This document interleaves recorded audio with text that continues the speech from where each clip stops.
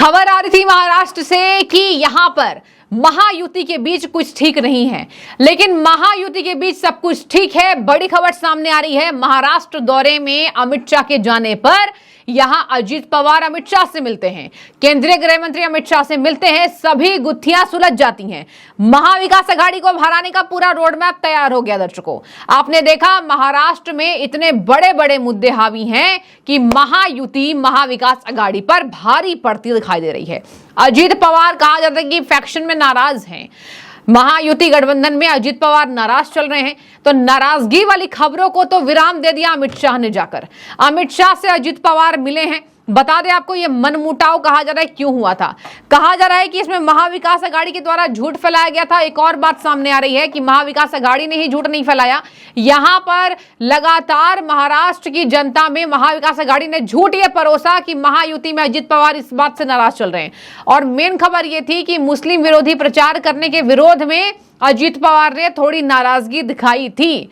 और यहां पर उद्धव ठाकरे पहले से ही साबित हो चुके हैं कि वो तुष्टीकरण की राजनीति करते हैं। तो महाविकास अघाड़ी में तो खुद ये फैक्शन है, महाविकास अघाड़ी में तो खुद ये बात का जिक्र है कि किस तरीके से हम मुस्लिम वोटों के कारण जितने अनर्गल बयान हो सकते हैं उतना दें, हिंदुत्व को चोट पहुंचाने का बयान दें। महाराष्ट्र में भी बयानबाजी इसलिए भी और तेज हो जाएगी क्योंकि महाराष्ट्र चुनाव में कुछ ही दिन शेष हो चुके हैं। आपको बता दें, बीजेपी एनसीपी शिवसेना के बीच सब कुछ ठीक है।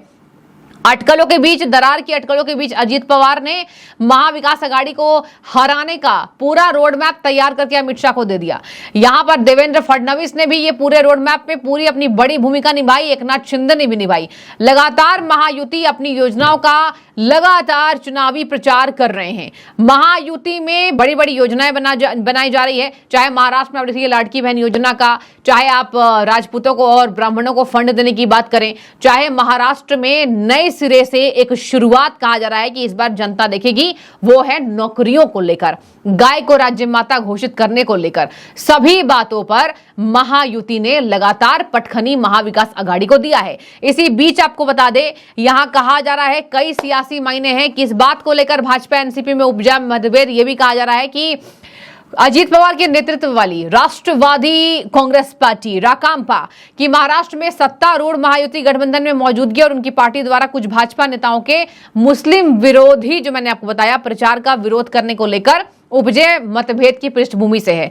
और कहा जा रहा है कि यहां पर मुख्यमंत्री एकनाथ शिंदे के नेतृत्व वाली शिवसेना के नेता भी राकांपा को लेकर नुक्ताचीनी करते रहे हैं। इसी बीच 228 विधानसभा सीटों पर अमित शाह ने उम्मीदवारी तय कर दी है। अब कुछ दिन में आपको बता दें लिस्ट निकल जाएगा।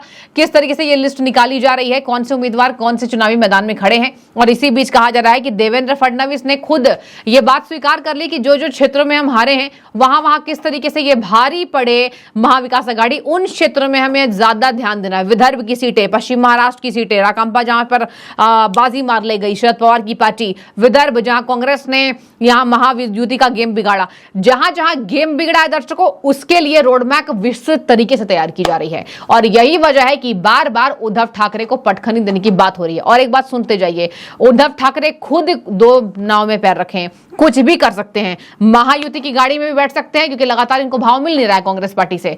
और महाविकास अघाड़ी में यह झटका कांग्रेस पार्टी ने दे दिया उद्धव को आज, जहां सभी सीटों पर कांग्रेस ने उम्मीदवारी उतार ली है। उधर बहुत कुछ गड़बड़ है, इधर कुछ गड़बड़ था तो ठीक हो गया है। यही वजह है कि आपसी लड़ाई झगड़े को महायुति ने भाव नहीं दिया, तुरंत इसका खात्मा किया। और अमित शाह चाणक्य कहे जाते हैं। अमित शाह ने महाराष्ट्र के कोने कोने से निकली प्रॉब्लम्स को सुलझा लिया है। और महाविकास अघाड़ी किस तरीके से हावी पड़ा था, कौन कौन सी सीटों पर, उन सीटों पर कहा जा रहा है ज्यादा से ज्यादा चुनाव प्रचार कीजिए, योजनाओं को बताइए, जो गलतियां हुई उसको एक्सेप्ट कीजिए। और कार्यकर्ताओं में जोश फूंक कर आए हैं यहां पर केंद्रीय गृह मंत्री अमित शाह। आपको बता दें, अजित पवार ने कुछ दिन पहले कहा था कि महायुति के सहयोगी दल एकजुट रहेंगे और वह विधानसभा चुनाव में गठबंधन की जीत सुनिश्चित करने के लिए काम करेंगे। शाह ने मंगलवार को मुंबई में भाजपा कार्यकर्ताओं को संबोधित भी किया था। तो देखिए, कल भाजपा कार्यकर्ताओं को शाह ने संबोधित किया। और इसी बीच यहां पर यह तक खबरें सामने आ गई कि जिस तरीके से महाराष्ट्र में सभी गुत्थियों को सुलझा लिया गया है। महाराष्ट्र में आपको एक बात और बता दूं, महाराष्ट्र विधानसभा चुनाव महायुति के लिए जितना बहुत ज्यादा जरूरी है, महाराष्ट्र में आप देखिए अमित शाह का लगातार दौरा हो रहा है, ज्यादा नजरपैनी महाराष्ट्र में बीजेपी ने बनाई है। और यहां पर बता दें आपको, सेंट्रल गवर्नमेंट की ज्यादा जिम्मेदारी भी महाराष्ट्र में इसलिए भी और बढ़ रही है क्योंकि महाराष्ट्र में योजनाओं का उस तरीके से क्रियान्वयन हो रहा है। आप देखिए यहां गाय को राज्य माता घोषित करना, ये सब बड़े यहां पर योजनाएं के तहत बीजेपी और एकनाथ शिंदे और अजीत पवार फैक्शन, इन सब तीनों दलों ने मिलकर यह किया है। और यही वजह है कि बार बार महाराष्ट्र में उद्धव ठाकरे को पटखनी दिया जा रहा है। कांग्रेस की बात करें, कांग्रेस पार्टी अपने आप को सबसे ज्यादा बढ़ चढ़कर बता रही है, कहा मुख्यमंत्री हमारा होगा। इधर बीजेपी महायुति की बात करें तो महायुति लगातार इस संघर्ष में यहां पर अपने किले को फतह कर रही है कि हमारे यहां सीएम फेस को लेकर तो कोई लड़ाई ही नहीं है, पहले तो हमें चुनाव जीतना है। और इधर आपको बता दें महाराष्ट्र में कहा जा रहा है शरद पवार खुद झटका दे चुके हैं और इसी बीच लगातार दौरे के बीच यहां कहा जा रहा है कि अमित शाह से मिले अजीत पवार। एमवीए का दावा है चुनाव में देरी हो रही तो महायुति को हराएंगे। देखिए एमवीए का बड़ा बयान सामने आ रहा है महाविकास आघाड़ी का कि हम महायुति को पटखनी देंगे, हम तैयार हैं, सियासी तरीके से हमने जाल बिछा दिया है और हम यहां पर सीटों के बंटवारे को लेकर जो मंथन चल रहा है इस पर भी हम अपनी गुत्थी सॉल्व कर लेंगे। कहा जा रहा है कि चुनाव में जो दिक्कत हो रही है, जो देरी हो रही है, इसमें महाविकास आघाड़ी ने महायुति पर तंज कसा है और कहा है कि चुनाव आयोग पर तो इन लोगों का हमेशा आरोप रहता ही है। कहा कि चुनाव आयोग मिल गया है, ये बातें हुई है, लगातार चुनाव आयोग पर सारा ठीकरा फोड़ना। और एक बार फिर से कांग्रेस पार्टी ने यही किया महाराष्ट्र के चुनाव में देरी से घोषणा को लेकर। इसी बीच आपको बता दें यहां कहा जा रहा है विपक्षी गठबंधन एकजुट होकर चुनाव लड़ेगा। ये तो भले यहां महाविकास आघाड़ी के नेता कह रहे हैं, लेकिन यहां कांग्रेस प्रभारी रमेश चेन्नीथला ने दावा किया है एमवीए आगामी राज्य विधानसभा चुनाव में सत्तारूढ़ महायुति को हरा कर दम लेगी। और साफ कह दिया है कि यहां मणि भवन में महात्मा गांधी की जब जयंती पर श्रद्धांजलि देने के लिए चेन्नीथला ने कहा हम महायुति को हराएंगे, सवाल यह है चुनाव कब होंगे। और यहां शाह पवार की अहम बैठक रही मतभेद को लेकर और यहां पर बातचीत रही कि किस तरीके से हमें और चुनाव प्रचार करना है। सीटों के बंटवारे को अंतिम रूप दे दिया गया है। इधर भाजपा को राकंपा से नुकसान हुआ। कहा जा रहा है देवेंद्र फडणवीस ने स्वीकार कर लिया था कि 2024 के लोकसभा चुनाव में भाजपा को अपने नए सहयोगी राकंपा से शिवसेना की तुलना में कम वोट मिले थे।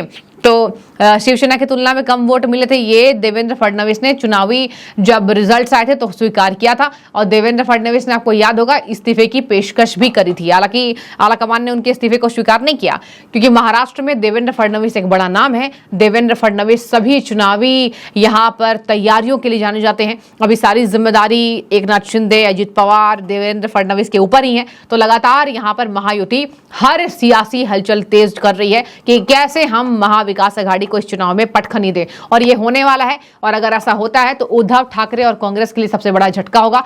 कांग्रेस की कमर इसलिए भी टूटेगी क्योंकि कांग्रेस को अभी बहुत ज्यादा ओवर अपने आप पे भरोसा हो गया। कहा जा रहा है कि यहां कांग्रेस की बात करें, यहां आत्मविश्वास कांग्रेस का अधिकतर बढ़ा हुआ दिखाई दे रहा है। ओवर कॉन्फिडेंस में कांग्रेस दिखाई दे रही है।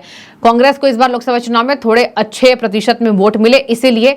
और यहां बीजेपी के लिए चुनाव जीतना इसलिए जरूरी है कि अगर बीजेपी महाराष्ट्र में किसी भी कारण से चूक गई तो ये केंद्र के लिए बड़ा नुकसान होगा। और यही वजह है कि पूरा जोर आजमाइश केंद्रीय गृह मंत्री अमित शाह ने इस बात को लगा दिया है कि इस बार भी महायुति की सरकार और इस बार भी महाराष्ट्र में हम बड़ी बड़ी योजनाओं को लाएंगे, क्रियान्वयन हो रहा है, जमीनी स्तर पर हम और काम करेंगे। लगातार इस पर चुनावी चर्चा तेज है और अब देखने वाली बात होगी किनकी योजनाओं से जनता को ज्यादा फायदा होता है। हालांकि महिलाएं बार बार अमित शाह के पहुंचने से, प्रधानमंत्री के पहुंचने से महाराष्ट्र में अति उत्साही दिखाई दे रही हैं। और महाराष्ट्र में इस बार भी कहा जा रहा है महायुति गठबंधन एक बार फिर से रंग जमाएगी। जहां जहां नुकसान हुआ है उन सीटों का पूरा खाका गृह मंत्री अमित शाह बनाकर गए हैं। इसी वजह से महाराष्ट्र के दौरे पर लगातार हैं। सभी जिम्मेदारी केंद्रीय गृह मंत्री के ऊपर है और इधर गठबंधन में सब कुछ ठीक हो गया है। लेकिन इसी बीच आपकी जो भी राय हो महाराष्ट्र, अगर आप महाराष्ट्र से हैं तो बताइए इस बार कौन से गठबंधन की हवा चल रही है।